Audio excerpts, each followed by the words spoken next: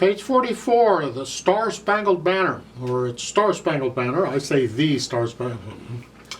It's the national anthem for the United States. I have yet to run across an arrangement of this piece I like. I think the closest arrangement I've found to this is an arrangement by Louis Moreau-Gottschalk, but it's part of a medley of other things, and he gets rather involved and very difficult to play. But otherwise, this piece, somebody needs to come up with a really nice piano solo arrangement of this. I have not heard it yet. This is a nice one though. I mean, this is okay. This will do. 3/4 time, 4 flats. We are in the key of A flat major. 4 flats: a B flat, an E flat, an A flat, and a D flat. Everything but the G flat. We're not using that. So we have 4 flats here. Do my scale video.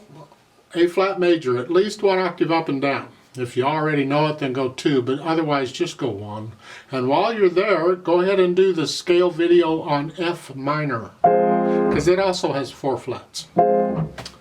Now for this, 3/4 time I said that, okay. Coming in on a pickup beat, let's just get the fingering and all that junk first. So, and again, keep these dotted rhythms, the short note, keep it short. Don't turn it into a triplet. So it's here. 3, we're kind of in this position, because that's an A flat chord, and that's where we kind of are.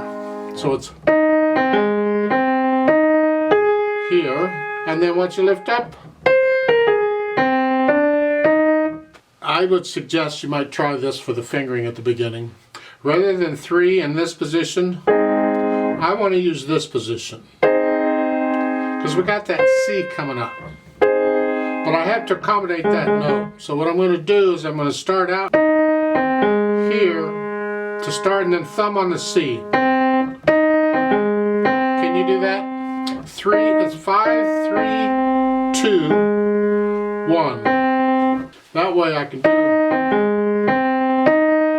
I use 4th finger, but because that's the chord, that's the fingering. So then I come up.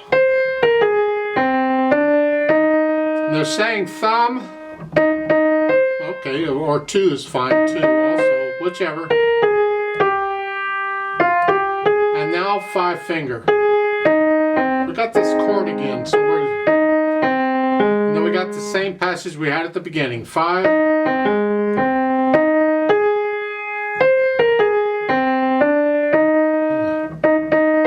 Kind of repetitious, isn't it? 5.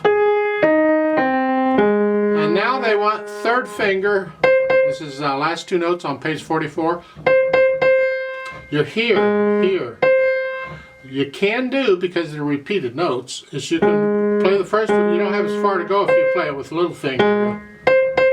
And then, because you're going to play that C 3 times. And you need 3rd finger on it by the time you get to the top of page 45. So these 8th notes at the bottom, whatever fingers you want. So I can play with 5th. And then 3rd. I can do 5, 4, 3. Here, 2. That's fun. Try that. It's good practice. You need to be able to do it. So the last measure, you're here. And then remember all these flats. And then they want little finger. Crossover, 2nd.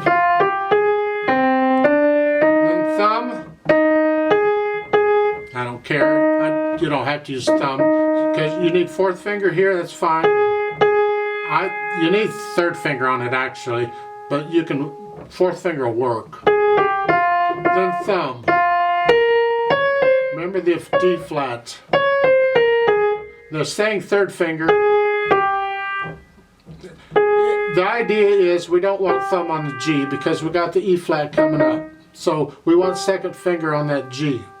This is on page 45, 3rd line down, last measure. You have here that G, 2nd finger on that, so that's why there's 3rd finger on the A flat here. And then go up, 2nd finger. Well, 3rd finger too. The point is they want the thumb on the C. And then 3rd finger, this way, because we got an A flat coming up. Now, if you don't like your hand up in here, see an A flat major, you pretty much have to. You got so many flats going, but you can go it here. to stay out here more. You can use second finger on that. Left hand. Well, this should be interesting. We're starting out down here with A flat C. And connect it as best you can. You can't connect it, but do the best you can. So this is a good example of music that is not piano music. Piano music, they would keep the ability of the fingers and the hands in mind as they're writing out the piece. This is an arrangement of something else, and this left hand doesn't work at all. So you're here, you lift up, about 4-1. Here, it's awkward, but do it. Do the best you can with it. I'm just letting the weight push them down, here to here. I'm lowering the weight, and now just put those fingers down. Rest, 2, 3. That's B flat, D flat. Rest, and then I use 5 and 2 here. You can use 5 and 1 if you want. You're not going to be able to connect this left hand. Well, the pedal's going to help us out, but I'd still like to try and connect it as best I can with the fingers. Skip on over. Here, top page 45. Up here, you got an A flat and an E flat. Here and then here. Rest, and a G and a D flat. Here and then here. And then an A flat, E flat again.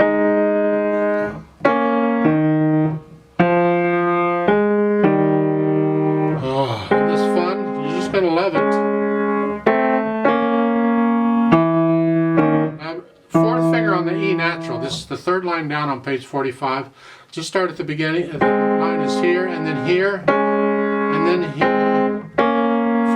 Fourth finger on the E natural, so you can do the E flat. That's that last measure. E flat, B flat, D flat. They're all black keys, so you can be up in here, here, and then. Fourth finger again on the E natural in the last line, second line here. It's terrible. The left hand doesn't fit at all. We'll put the hands together. Don't worry about hesitating right now. We just want the hands to work together.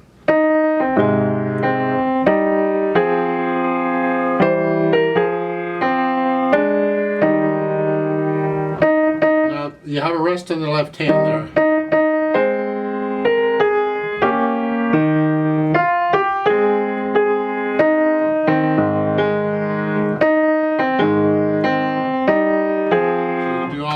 Let's go to the top of page 45. Up here. Those eighth notes are by themselves.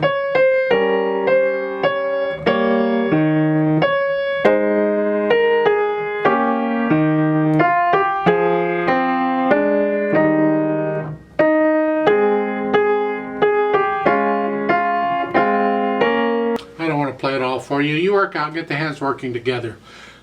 Hesitate all you need to, it doesn't matter. Just try and get the hands working together, the right fingers in the right place. Go back and work on it one hand at a time again if you need to. And gradually work on those spots and get smooth out the hesitation so that the beat is steady. And once you have that, then you can add in the phrasing for the right hand. Lift up, keep the left hand down.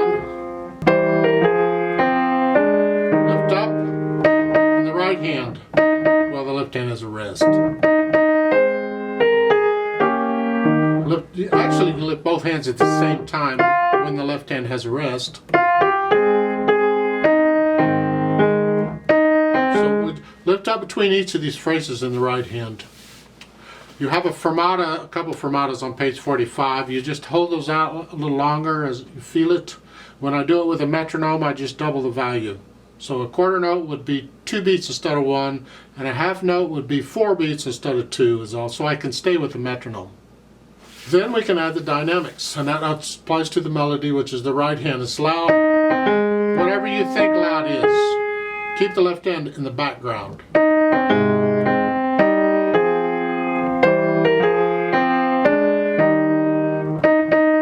Staying basically loud until the last couple notes at the bottom of page 44 come down. You can actually come down to almost moderately soft there if you want to. Good.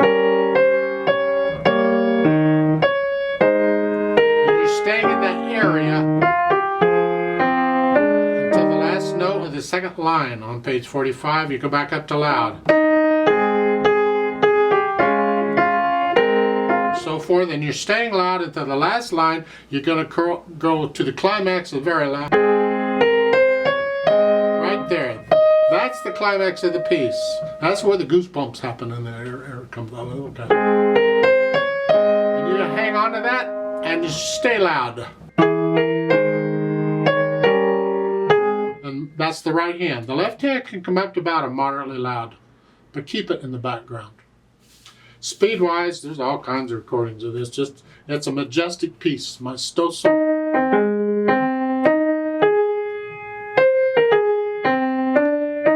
Something like that. We certainly need pedal on this because it's not pianistic, and we want the overtones and lots of. We want to connect it, but I don't want the pedal to cover up the phrasing.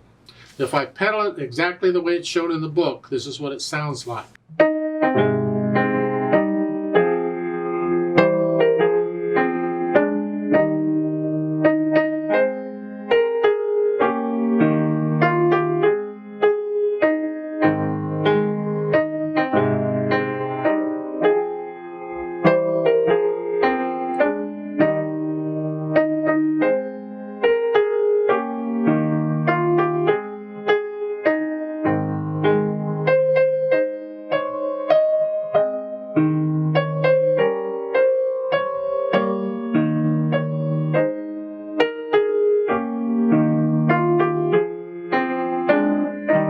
If that sounds okay to you, go for it. I think it sounds terrible.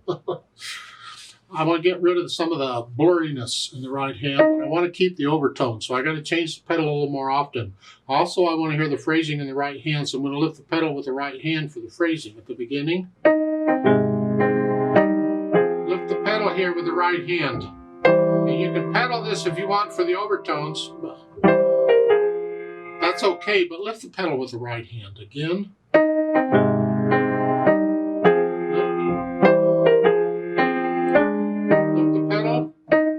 Need to pedal those. If you want to pedal them, that's fine, but you don't need to. And then the second line, I'm split here. You can pedal it that way. Lift up, but here, I want silent. You don't need to pedal the eighth note. Lift up, so we hear this. Then if you want to pedal, it's fine, you don't need to.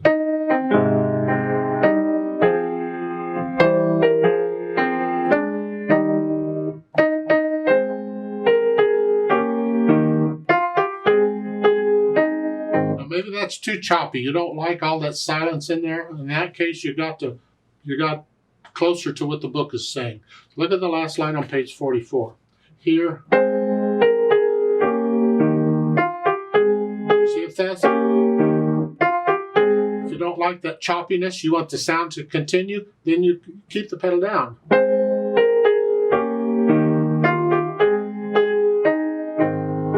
You lose the phrasing, but you know, sometimes it's a balance, it's a give and take between what you can have and what you want. You have to adjust it. So it's really ultimately up to you and what you like to hear as far as the pedaling goes. When you get to the climax of the piece, the really loud part over the last couple lines there on page 45, it's better to try and pedal most everything there because it's exciting, it's loud. We want lots of overtones here. So they're fine, pedal it all if you need to. But I'd still prefer to hear the phrasing in the right hand.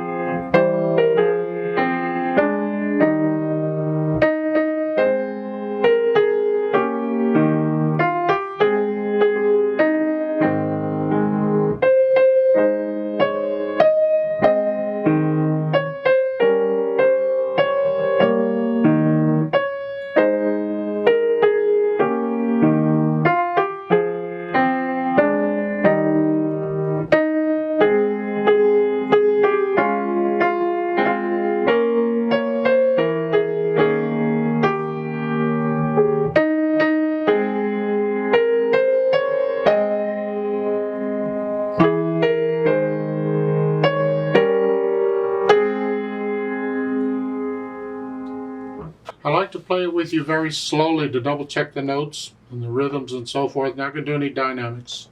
I'll try and pedal it as I feel it should be pedaled. You can pedal it however you think is right. I'll give us 2 counts. Let's just play it slowly together. Even one hand at a time again if you need to. Ready, go.